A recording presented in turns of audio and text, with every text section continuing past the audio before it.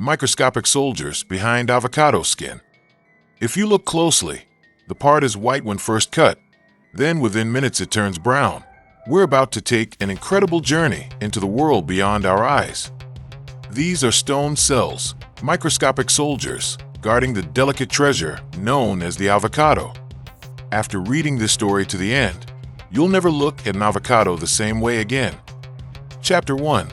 The mystery of the white color on the surface of the slice. When we first cut through the hard layer with a knife, the cut surface is white, as seen at the beginning of the video. The cell walls of this rock are very thick and composed of cellulose fibers reinforced by a super hard substance called lignin. When the knife cuts through the rock, it doesn't cut through the rock cells neatly. It tears, breaks, and crushes the hard cell walls roughly. As a result, the cut surface under the microscope is not a flat plane, but rather a landscape full of cliffs, valleys, cracks, and small cavities. Now, when light hits this chaotic surface, it cannot be reflected in an orderly manner.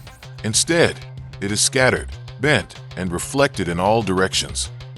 This phenomenon is called diffuse reflection.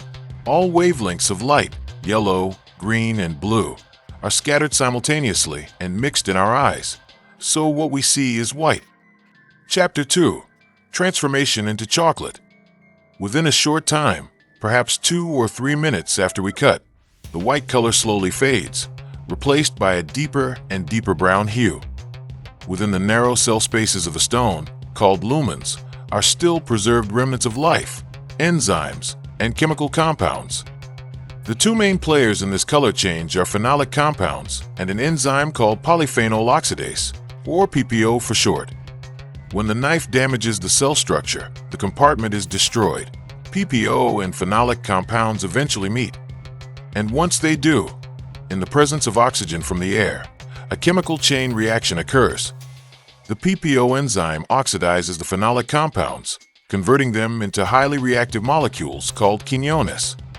These quinones polymerize into long chains that eventually become the complex brown pigment we know as melanin.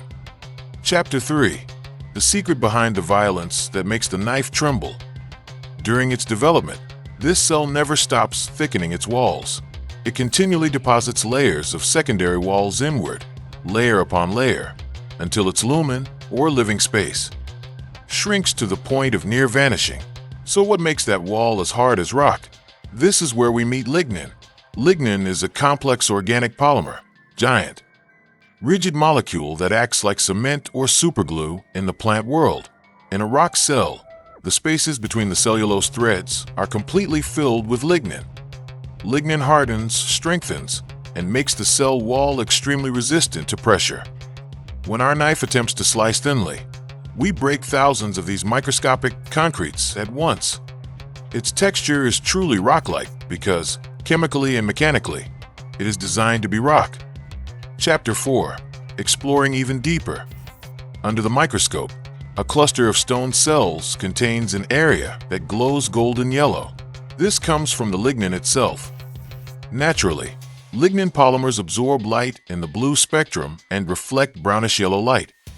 The thicker the lignin buildup in the cell wall, the more intense the yellow color, indicating the strongest defenses built. Then there are brown areas, sometimes dark reddish-brown. Remember the browning reaction earlier? These areas are rich in melanin pigments and oxidized tannin compounds, trapped in the cell lumen or attached to its walls, indicating that a chemical defense reaction occurred there. Then, there are very dark areas, almost pitch black. These are not black pigments, but light gaps. When the cell wall is very thick and dense, or when the lumen is filled with dense, dark-colored material, light from below the slide cannot penetrate, so the area appears black. And among all that, brilliant white dots glint. What are they? They are empty spaces, cell lumens filled only with air, or microcracks in the cell wall. The light hitting them is reflected intensely, creating sparkling white dots. Chapter 5. When the fortress is made of small stones. If we look closely, these cells are shaped like stone grains, tightly packed together. This shape is called Sclereids. They are isodiametric, tending to be round, short ovals. This rounded, Interlocking shape is the best way to distribute pressure from all directions. These cells originate from ordinary parenchyma cells that later become soldiers.